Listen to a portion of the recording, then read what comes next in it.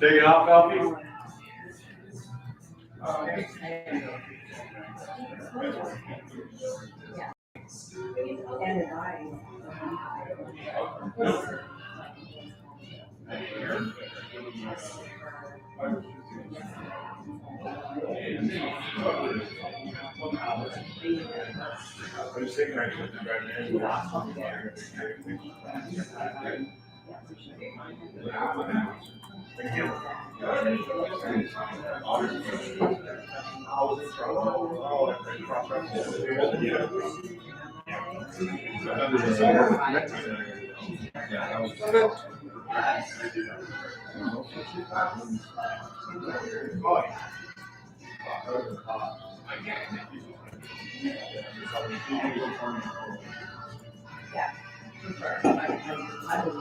Martin, did you get yourself on the guest list for tonight, or what?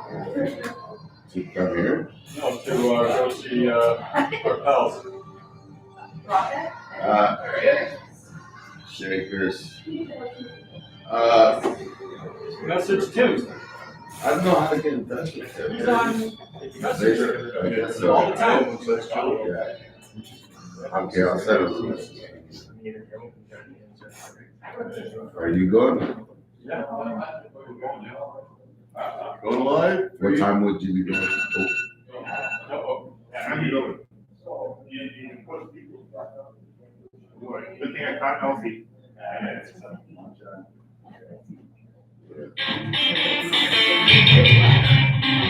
And we're back, live from the Cat and Fiddle, corner of John Street South at Augusta, Hamilton, Hamilton's own pub.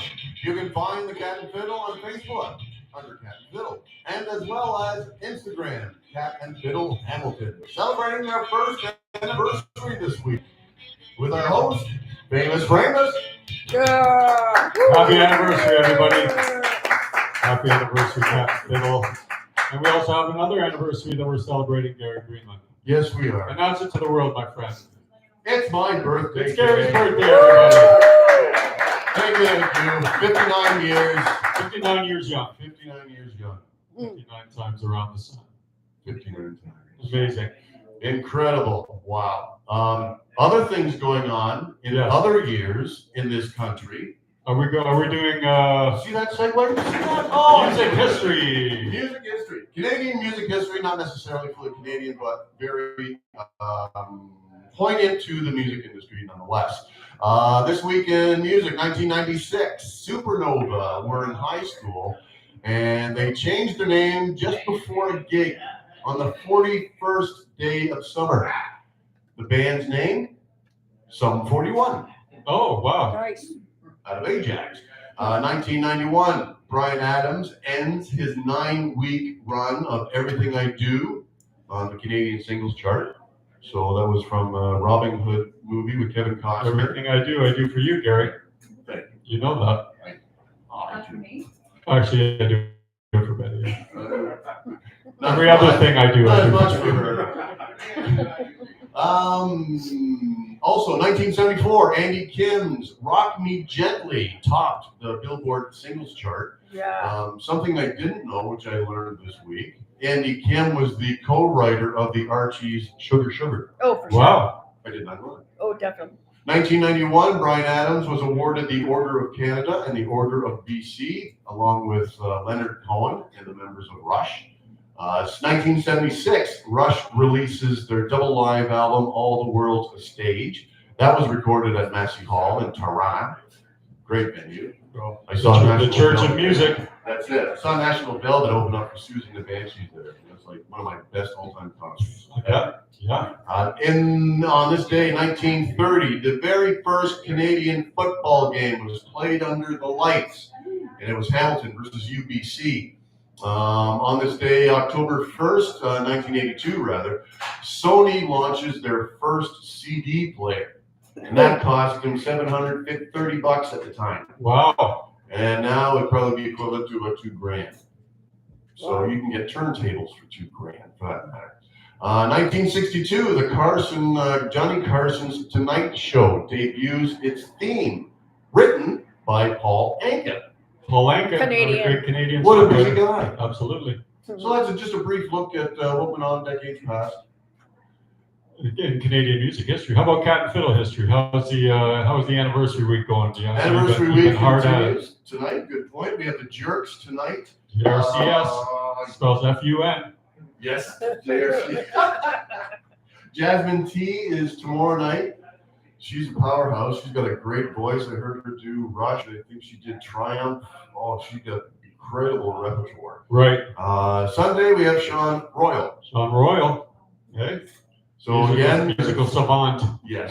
Yeah. And again at the Cat and Fiddle, the first anniversary, there's 15% off apps, 15% off desserts, Apps and appetizers. apps and And the Cat and appetizers. Fiddle app for your phone. Not necessarily. Appetizers. Yes, exactly. For your phone. And a lot of good things now until Sunday for their anniversary. Drink specials, food specials. They've got the new menu laid out. Holy cow, I can't say enough about the menu. Boys in the kitchen are busy. My mouth is watering. I know. Cat and Fiddle Palooza. Cat and Fiddle-a-thon? Cat and Could we do Fiddle- that? Yeah, we could do I that. know we'll talk to Kimberly about that. Okay. Cat and Fiddle-a-thon. She's the boss. Or the other boss. So, and as for the remainder of this show, We've got a couple of special guests yet to Indeed. come. Yes. let's please welcome Allan and Jason Langvee.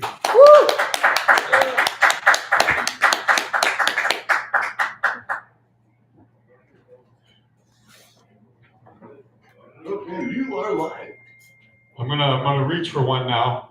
But are you guys related in any way? You gotta eat that mic. Alan. Yeah. So father and son here. Father and son musical generations.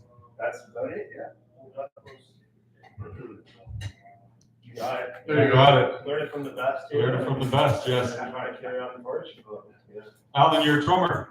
I'm a drummer, Yeah. lifetime drummer. Little guitar on the side too, but mainly drum. So you've been playing in the music scene in Hamilton for quite a while. Have you been Well, with some bands since that we? 1999, we moved the family from Montreal Oh, to Burlington, Ontario, 1999. And I thought I was packing it in when I left Quebec. And my neighbor happened to be a guitar player. We started talking about stuff. And next thing you know, we were playing Boston Manor in Burlington on a regular rotational basis and recording our original stuff. oh wow! Under the name The Dirt Dogs. the Dirt Dogs. The Dirt Dogs. I have to jump in. It's a name because it was mostly fundraisers to start for the Bulldogs hockey team, right? In Oh, okay. Burlington, the rep system. My younger son played in that, and we used to do fundraising parties. And so we thought the good name, or I won't even say the name before, but we decided Dirt Dogs would be a safer name with the kids. And,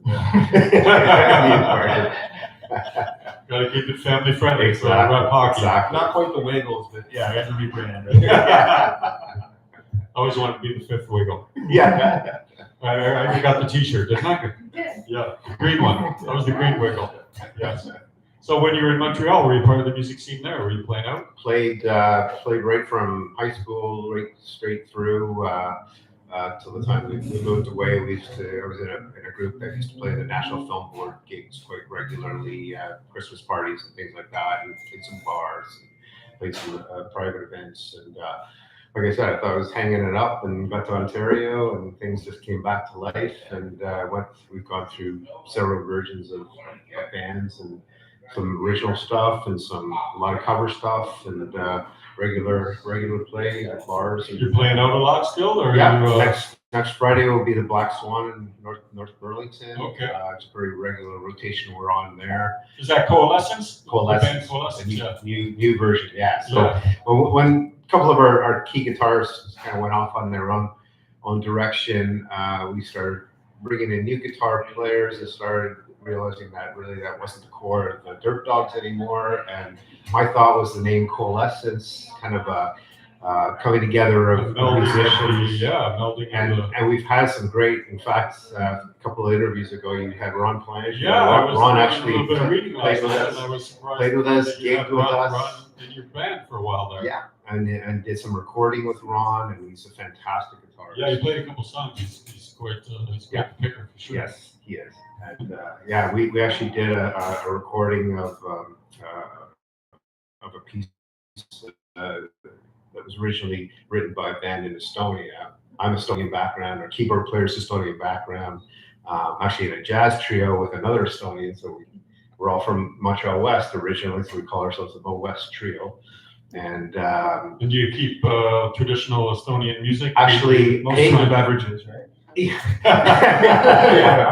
But our keyboardist has actually done some arrangements of some traditional Estonian music in a jazz format, and we played at this place called Ehatere. It's Estonian retirement home in Scarborough. We play there 3-4 times a year, and we try to slip in some of that traditional stuff in a jazz format. So that's great. Yeah, it's kind of cool. You find that the communities that have come over to Canada, but they keep the like we have some friends, Slovenian friends who have a band, and they do like their what is their specialty in music? They do Like ska. but they do traditional Slovenian music. Slovenian music as well. You know, they play the weddings, and they do the halls and all that stuff. So they keep that. That's what started them. Yeah. That kind folk of traditional. Yeah, they're keeping that stuff going, and then they did some North American music. Some Western music as well. So that's good that when the communities stay together, keep the traditional music alive, and yet bring the new stuff in as well. Something that you've done yourself. In fact, we did a recording, and that Ron was actually the main lead guitarist on that particular recording, and it was kind of to honor a band. They were kind of Rolling Stone level of Estonian youth. The Rolling Estonian? yeah. It's a very good drink, by the way. The band was called Ultima Thule, and they came here years ago to play a show at the Estonian House in Toronto, and we were asked to not only lend our equipment for the band because they came over without gear, but then after they played, they did their autograph meet and greet. Our band at the time, Dirt Dogs, got up and did kind of a dance fun set, the cover set afterwards, and it was so cool to meet these guys. And then we found out a few years ago that Riho Siegel, who was the main musical genius behind the band, had cancer, come down with cancer. So we decided to take one of their most traditional pieces that they'd written back in the day, back in just before Estonia regained its independence, and it was kind of a freedom, quiet protest song for the rock youth of Estonia. Right. And so we re-recorded it, and in fact, actually, an Estonian here in Toronto, who helped Riho write the English version of the song. They recorded it in English as well, and our band just recovered it as a dedication. Nice. Fortunately, we were in post-production, just getting the final mix together, and Riho passed away. Oh, so we that's never too heard bad, it. But the rest of the band's heard it, and I'll be in touch with those guys, and that's pretty cool. Well, that's good. That's a special project to be a part of. It was, it really was. That's great.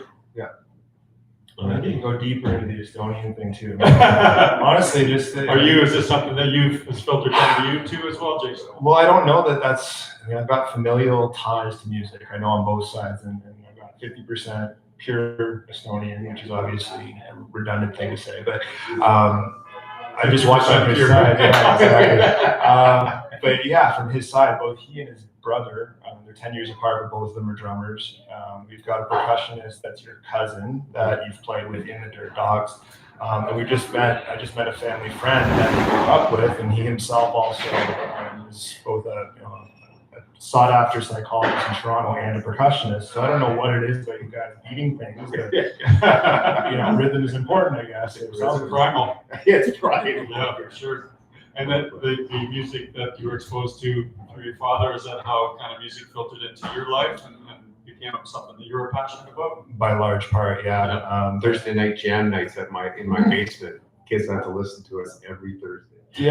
Basically, yeah. We had a free concert weekly. Yeah. Thursday. And Actually, when you got to try and turn your parents down. Yeah, but I had my recording chops by sneaking microphones in that they didn't know were there, just to host work and figure that out. So yeah, I mean, I got privy to things that not everybody did, but Yeah, I mean, the joke that was made when I was, just coming into my own was the fact that I think one of the first concerts I was in utero. You got me to a Gabriel concert or something like that. Yeah. And, from then on out, I just remember it was always that kind of, pop music was there, but it was always the deeper stuff that had kind of the artistic integrity was always the stuff that. Or authentic music. We only paid for 2 tickets, but we snuck Jason. Sure, in. yeah, exactly. But he heard the concert. The first scam of my life. Right? Yeah.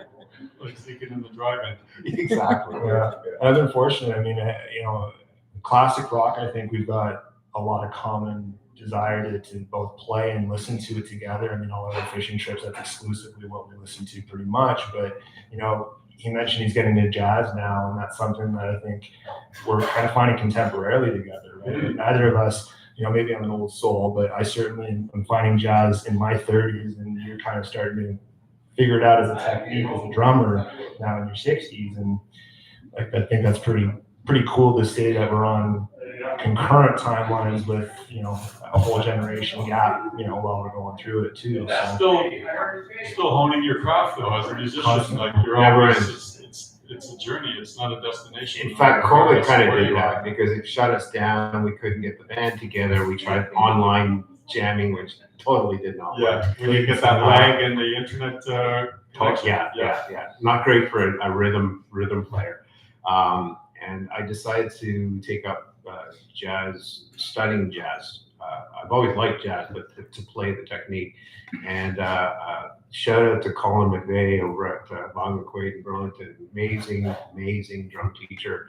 And I've studied with him now for 3 years. And I'm in a jazz trio. Asked to sit in with a 7-piece jazz band to replace the drummer who's away right now, and I'm just loving the experience. And I think it's actually brought technique into my rock playing as well. So Sure. You never stop learning. Even my teacher Colin says, "Yeah, I'm still learning." It never ends. It just never ends. And Jason's taken it to a whole different level. I mean, Jason started playing guitar. Now he plays guitar, drum, bass. He does all his own mixing. You guys ever jam or together? Has that ever been a Something more project? yeah. Back in the day, maybe when you guys were young. When we were off air, I was alluding to the fact I probably haven't been on stage in over a decade for sure. Right. Not in the musical stage yet, anyway. So, but the times that I was on the stage was he was getting me out there. I mean, I remember I was singing "Pretty Fly for a White Guy" when I was like 11, 12 years old when it came out, right? Just because that was a Father's Day barbecue that we could do. And then I remember every chance we got, we would be kind of putting together some mini set that the three key. Myself and my brother, who also played bass at the time, and Perfect trio, power trio. There you go. Unfortunately, my voice hadn't quite broken, and my brother was younger than I, so he had that falsetto. There you go. So. Keep pressing. Yeah, nice. That sounds amazing. and begrudgingly, I'll say this is that I think you guys had a video at some point. So there is a video floating around somewhere. It was during Needs to be digitized. it might have VHS there for sure. Yeah. That's great, but a family, a house full of music, and a family that's making music is got to be a great place to grow up, Jason, and to open your ears and your heart to different ways of expression, and just the joy of music. Well, Jason's journey has taken him in so many different music genres and directions, and it's pretty impressive. Like, talk about your international collective. Well, I can go back first and just the household of music, right? I mean, to be able to be autonomously kind of doing it, you kind of have to have some kind of support, or at least you're rebelling for it to find it yourself, right? Right. So it's either one or the other. I think you probably had more rebel than I did because you wanted to foster it, which was my benefit. So my house, our house, your jam room was my jam room. So by the time I was 13 or 14, and sports were still interesting, but not as interesting as getting a bunch of guys in the room together to write and jam. For sure. I had that room constantly. I had the PA system. I had all the toys were there. So it's just like I had to plug and play the bodies, right? That's so great. I mean, I had opportunity, and then gear is not cheap, but you have somebody that knows you can go out and get it and ask for Christmas that you're upgrading, you're getting a bigger amp so that you're not having to rent on the way. I mean, I've had support my whole way, so that didn't ever present a barrier. The only barriers were your standard creative issues, which I think we all go through, right? Right, yeah. But your focus has been, and I did a little bit of surfing through your Appreciate that. library last night, and your focus has been more on the production side and the Largely, releasing the music kind of on the internet, as opposed to, like you say, like looking to play live or take it out into a live kind of. Exactly. Yeah, I would venue. say music for me. I mean, I don't know. I found myself through. We all find ourselves through our 20s and stuff like that. But I didn't do music through that stretch, right? It was kind of an adolescent thing, and then when I got into university and I started my job, I kind of put it out on the back shelf and kind of, didn't forget about it. I was still passionate about it, being a consumer of music. Yeah. But I didn't do it a whole lot, right? And then, I mean, I kind of got through school again, got a new job, met my now wife, and kind of figured out that stuff adds to the whole picture rather than oftentimes takes it away. And so to answer the question on the production side, what I figured out is really, I mean, that's kind of the therapy in music for me, is to sit down there and kind of suss out an idea and work on it. And I've got my preclusivities. I think ADHD is there. I can be anxious. And so to sit down there and have full control over something that has no timeline, especially when you can slow it down and record it half as fast as if you need to, because that's what the time requires. That to me was always really appealing and still is. So it's kind of kept me interested. And I mean, I'll also parlay into technology, right? I started with the entry into this digital world of easy access to recording at home. Right, yeah. Where we are now, I think, is ridiculous for like the access of what you have access to, even though You can dream it up. You can. Yeah. So like, you used to hear something. It's like, how the hell did they do that? And now it's like, okay, well, it's a matter of YouTubing and Googling, and all of a sudden you've got a vocoder. You can do, what Kanye was doing that blew our minds. Or plugins you can get. Hip-hop side, exactly, right? It's auto-tune it. You could, and so to bring all that in and figure out what you want to create with it is really appealing. Yeah, and you post this, like you have it on the platforms, and does it get a lot of traction? Do you put it into these kind of subgenres where I would say the music that you're doing is pretty ethereal, it's kind of avant-garde, it's got a lot of different influences in there. I appreciate I gotta give you total prop and respects for dropping in some Alan Watts. When I heard that, I was like, okay, there's some depth there for sure, yeah. Yeah, I mean, that was probably because I was listening to a lot of Alan Watts, and that was kind of just, it made sense to that driving beat at the time. So I appreciate that deep dive as well. But I figured out the driving force was creating the music, and then kind of since COVID, I think this whole digital era has opened up. At least I've seen a lot more, and I was maybe just paying a lot more attention. But we all, as artists, had to kind of do it on our own without the public for a long time, and so there's opportunities presented too. And so my dad alluded to it. I mean, recording kind of asynchronously, sending files, and be able to mix that. We could have done that 15, 20 years ago, but not at the amateur indie level, the way that we can now do it. And so that was kind of real. I mean, I think that was my first collaboration in that. And then kind of leads into, where does that go, right? I love the idea. I actually told a friend prior to kind of getting back into music, I just wanted to always package one album. Like that was just the goal at one point. And so that song kicked off that album, essentially. It was the first track, and it got me kind of going. It's like, okay, well, I know I've got a couple more that have been sitting there forever. Why don't I actually put the time into it and actually produce it? And once that happened, it's like, okay, well, I want to do it justice. I actually am on the other side a lot in the promotion, marketing, et cetera, professionally. I don't want to do that for music. So how do I maximize getting it out there so I'm not creating for a void, but at the same time, it's easy and it's not costing me anything as an independent musician as well, right? Like, royalties are not coming in at this. No, anybody wants to hit a lot of streams. Bubble in a big exactly, right? A big ocean for sure. Yeah, and so figuring out, to your question, where do we put this? So in COVID, there was a platform that kind of came out to rival SoundCloud, which is my entry point, which is the easiest pathway. Yep. And honestly, through SoundCloud to this day is how I distribute to bigger platforms. So that's neither here nor there. But there's another platform that came out in this Web3 kind of crypto area that was Audius. And that one kind of blew up for me in terms of just integrating with an audience that was mostly listening to electronic music, it seems to this day, But I think on the Splash is something that's different, and not a lot of contemporary artists maybe are looking at the tech kind of advances, doing blues or rock or that kind of style. And so maybe that was where I got a chance to get some virality for a little bit. So to your question, I think I'm close to 600,000-700,000 streams online through a couple platforms, and that's you're gonna make $20 or $30. There you go, right? But to get to that point, I'm massively excited to figure out some avenue of getting there, right? Yeah, and honestly, you're just touching that many listeners. Never mind the financial aspect of it, for sure. Is this the song that we're talking about? I do have access to your material. If there's a particular song. Well, so ironically then, today is a great day to be talking to you because I actually have a release that just got to distribution platforms. It's actually a remix, so my apologies, it's not English, it's a French rap tune that I did a full kind of re-envisioning of the instrumental to it. So if you don't mind, it's Copacabana, it'd be the top song. I have power. Well, let's spin it, Gary. Right here on Shake It Up Radio. That's what we do. Making May, who is an amazing artist from France.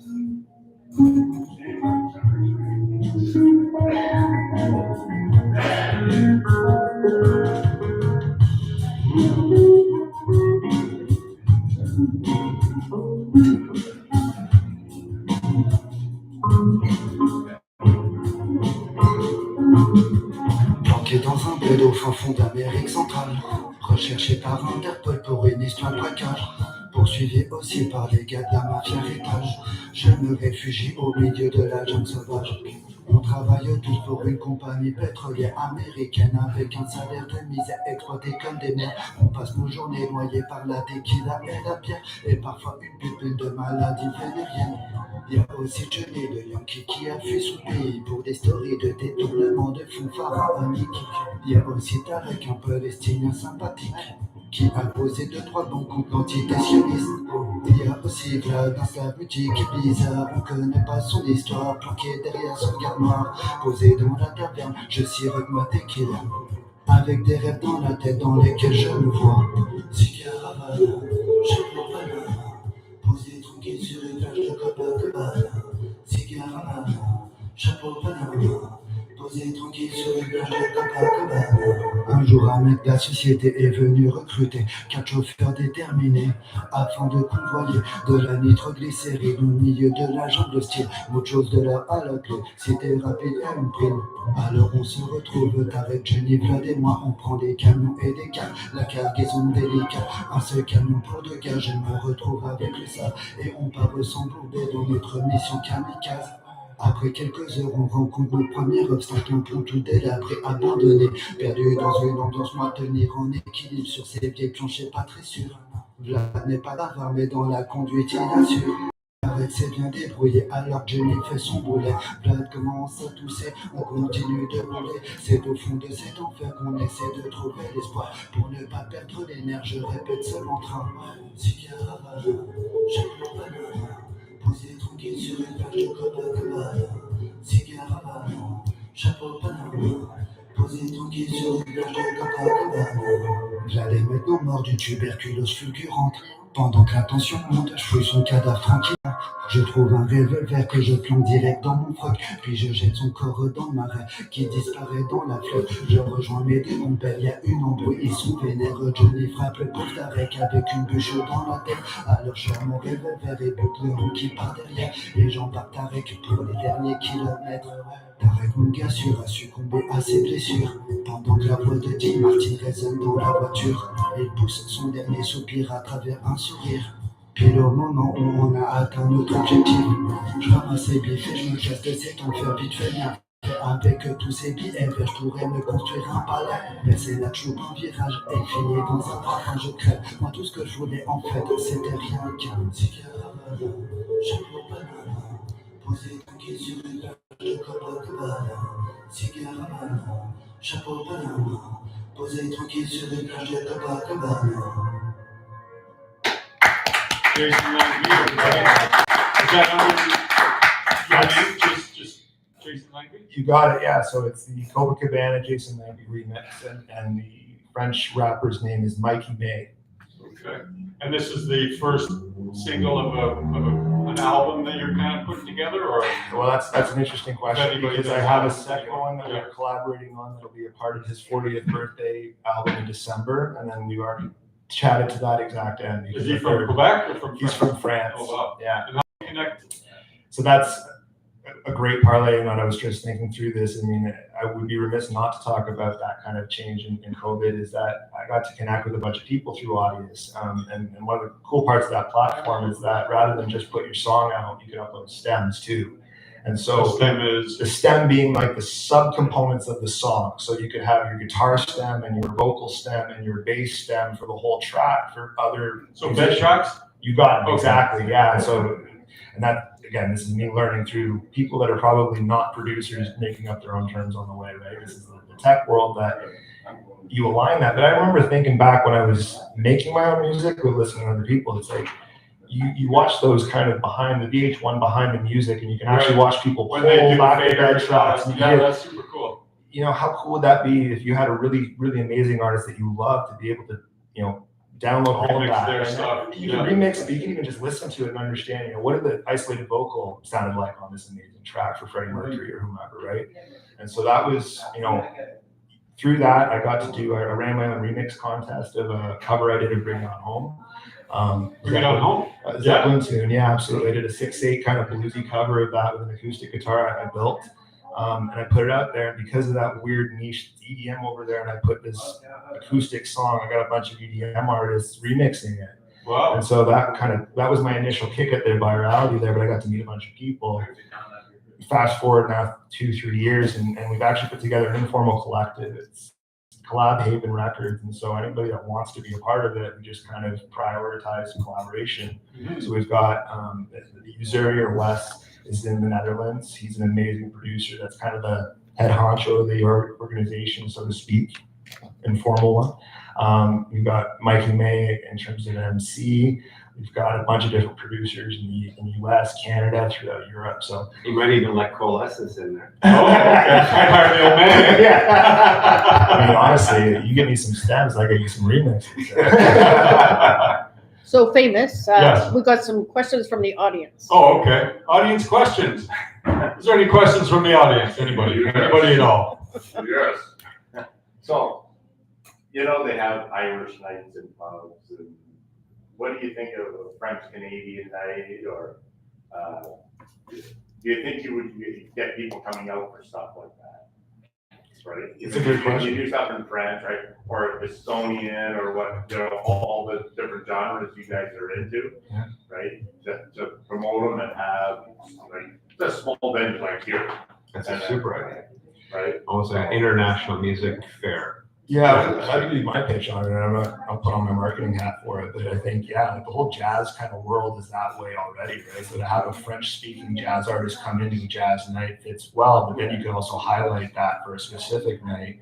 And I mean, I know there's no shortage of those artists, and we were on a fishing trip, and I got to just listen to a guy that put his guitar away just because COVID happened, but he then, like a month after I met him, was performing at Cirque du Soleil and winning awards. So, you know, French-speaking artists in Canada even would want the chance to play at spaces even this size. So, yeah. And so are you guys Hamilton? Yeah. You both live in Hamilton? Burlington, that's Same. it. Yeah. Okay. yeah, Lancaster. So that was my thought, right? You know, be it local. Would there be enough interest, do you think? Because you guys are on the scene, right? Well, and I'll be honest, Pull something like that off in Hamilton. you don't have any French music, do you? Yeah, so I don't know that. Connect there Tunes has is to be, bilingual. Connect Tunes is bilingual. Yeah. We play French and English Oh, yeah? songs. Oh, yes. No, I'm sorry. Well, we were actually just Sorry. talking. We were just talking before. Like, the jazz trio I'm part of, made up of 3 Estonians, and Heikki Tom, our keyboard player, does all the arranging, and he's taken a bunch of Estonian folk music, traditional folk music, and then rearranged it to a jazz format. Right. And More accessible. and it's more accessible. Obviously, it's not like a traditional Estonian song or folk song. It's now the melody, but just done in a jazz format with soloing and So I think there's definitely an opportunity even to go out to multiple ethnic communities and suggest something like that. I think that'd be a really cool event to be part of. It's like Estonian. I didn't even know there was a different language for Estonians. Yeah, Right. Estonian, all the There's a Baltic big countries. music scene. So what's the population in Hamilton? Not high. Although Although Estonians, yeah, there's a pretty good in Toronto, there's a huge population. Oh, And Hamilton, there's a church here. There's a large group, Estonian group that lives here. Yeah, no. So that there could be a draw for that. I remember coming when I was in Montreal. I used to be part of the Estonian folk dance troupe, and we used to come to Toronto and play the Caravan. If you remember Caravan, it used to be an ethnic community. Yeah. Bounce around from Estonian house to Latvian house to Slovenian house, and each house during that week would host all of their traditional art, so music, art, film, dance, whatever. And it was a really cool event. Like they'd have that every summer in Toronto. So I mean, that's cool. That's almost taking it to the next level of kind of hosting an art festival for. And there's so many new ethnic groups coming now to Canada based on what's happening in the world. So. And they've all got their own music. They're all bringing Their own music styles, and what a great way to cross over and mix culture and mix ideas. And, like I find it fascinating. We go to the Estonian retirement home out in Scarborough and play to these people, and they're listening and they're singing the songs. Like, so we have one where it's called Estonian Potpourri, and it's a mix of a bunch of different folk tunes, and we just kind of jump from one to the other. And I was playing it, and I looked at the crowd, and all these people were singing all the different. And they're bopping to it. Bopping to it, and it's like, wow. I played back to their childhoods, yeah. Exactly. That's I right. played to deader audiences. So, So yeah, because I like to have conversations with you at a different gate. Sure. With that kind of stuff, right? Because here at the Catfill, we're looking at being more International. Yeah. We want to be more international here. I was talking to somebody about it, and this was the perfect thing when I heard you tell your story of changing up the music and that. So we would be interested here, or maybe doing something like that, spreading our wings a little more. But honestly, if no one else is doing it, and of course it's all about making money in this tight time, right? So well, like that. We're building community. There's a building community. Well, even the artist that Jason just mentioned, we were on a fishing trip at the beginning of the summer, and we were sitting by the fire, kind of wrapping up the night, and this guy came over with a guitar and just started strumming, and all of a sudden went into this tune, and we were all just, whoa, what just happened there? Joey Malat, shout out. And we exchanged phone numbers, and we found out he's got this whole backing in Quebec, and he's written some just amazing music, and he'd be a great guy kind of bring some Quebec culture too. There you go, yeah. You guys have to connect. I mean, growing up in Montreal, I realized there's a whole different, I mean, some artists like Pagliaro and covered the whole market, but there were some Quebec artists when I grew up, Harmonium and Offenbach, and some bands that were just unbelievable. Rock Voisine. Yeah. There was a lot of good bands. We used to party in Quebec, Valley Fiddle, right? Okay. Three Rivers, so there was a lot of good pub bands. You may still be wanted in Quebec. That's possible. Thank God it's a different country there. You need a visa to go there. No, we really like to talk to you guys because when I heard you, it kind of went into my head. I was talking to one of the other artists here, and I thought this might work. Just might work. We almost made Ron Big boss, an honorary Estonian because he played on that tune that we did for the Ultimate Tool, I think. You Estonian strength. We've been known to. Well, it's been great to have you guys here. It's great to meet you. Jason Allan Thanks so much for this opportunity. Great to listen to your music. And hope you guys will see us play sometime. Talk to the boss, and we might get an Estonian night here after all. Estonian/French night. Yeah. Yes. Awesome. Thanks. Thanks again, guys. Thank you, guys. You have been listening to Shake It Up, live from the Cat and Fiddle, corner of John Street South and Augusta in Hamilton, on CanuckTunes.ca. Join us each and every Friday at noon as we bring the newest and freshest talent in this area, home to you. Don't forget Cat and Fiddle's anniversary celebration continuing. Get all the details on their Facebook page and Instagram at Cat and Fiddle Hamilton. For famous, my name is Gary Greenland. I am celebrating my birthday today, and you're not. Have a great day and a great weekend.